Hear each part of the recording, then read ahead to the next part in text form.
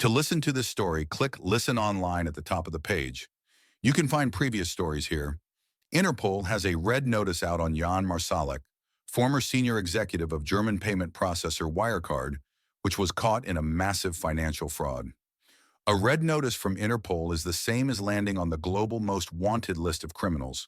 The red notice alerts authorities worldwide to identify and detain Marsalek, if he can be found. Most of us know Interpol from the Mission Impossible or James Bond movies. The International Criminal Police Organization, or Interpol, is a central processing and management information hub for almost 200 countries. Interpol facilitates arrests and extraditions with the goal of stopping criminals. With its massive databases of fingerprints and DNA samples, Interpol has been instrumental in stopping many international criminals and played a role in the capture of Osama bin Laden. Wirecard found its niche as processing payments for porn and gambling sites.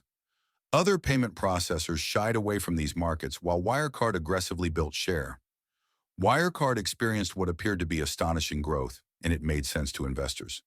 Wirecard was a combination of a bank and credit card processor, and it made comparisons to other similar companies difficult because most were either banks or processors. Wirecard's fraudulent behavior ran the gamut.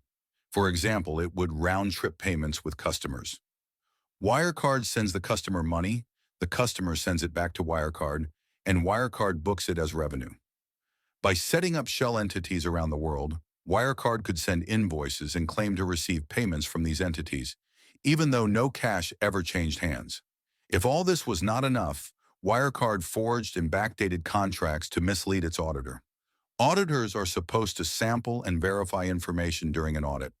If Wirecard employees fabricated contracts and backdated agreements, it is difficult for an auditor to catch these things, as is the case with any intentional deception, or as it is more commonly known, fraud.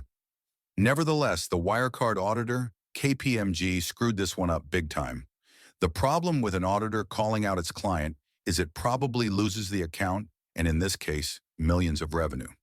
This auditor company dynamic needs to be fixed someday before there are more Wirecards, Enrons, and others.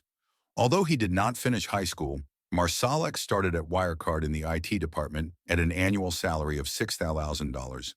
He rose through the ranks to become the chief operating officer of Wirecard and a member of its executive committee, earning almost $4 million a year, and this does not count the likely amounts he embezzled before disappearing. That $2 billion that was missing when the scandal broke in 2020, it is still unaccounted for today, and Marsalek was the closest person to those alleged funds. It was a great 20-year run for the company that became a darling of the German stock market. Being touted as the next Apple or Microsoft put more pressure on Marsalek and his executive colleagues to deliver better and better results. Inevitably, that could not get off the treadmill and started faking the numbers. At some point, when a company's cash in the bank does not match up to the revenues it claimed to collect, trouble is on the way. With Wirecard, it was $2 billion worth of trouble in the form of cash missing from its Asian subsidiaries. All of Wirecard's officers, including Marsalek, were fired and awaiting criminal charges when Marsalek went poof and vanished. In the 5 years since his disappearance, it has been discovered that Marsalek was much more than a senior executive at a financial company who perpetrated a fraud. He was a Russian spy. When Wirecard imploded, Marsalek told people he was going to the Philippines to straighten out the misunderstanding about the $2 billion and clear his name.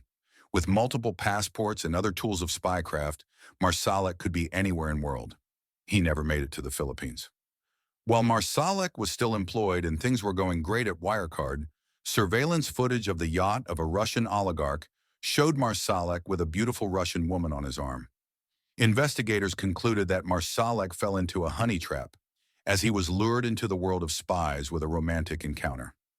The woman and Marsalek became traveling companions and were spotted at various luxury resorts around the world, running up big tabs while Marsalek was at Wirecard ostensibly traveling and entertaining as part of building the Wirecard business. With access to the troves of transactional data that Wirecard processed, Marsalek could be a valuable asset to Russian intelligence.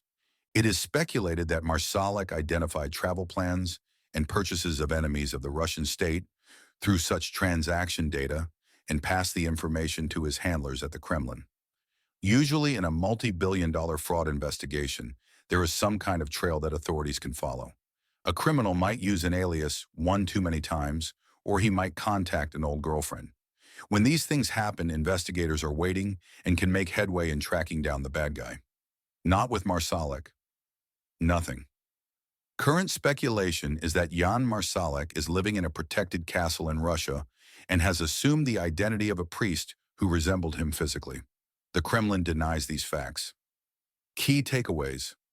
Things I think about recommended reading: The Hidden DNA of Amazon, Facebook, Apple, and Google. Pandora's Lab: 7 Stories of Science Gone Wrong.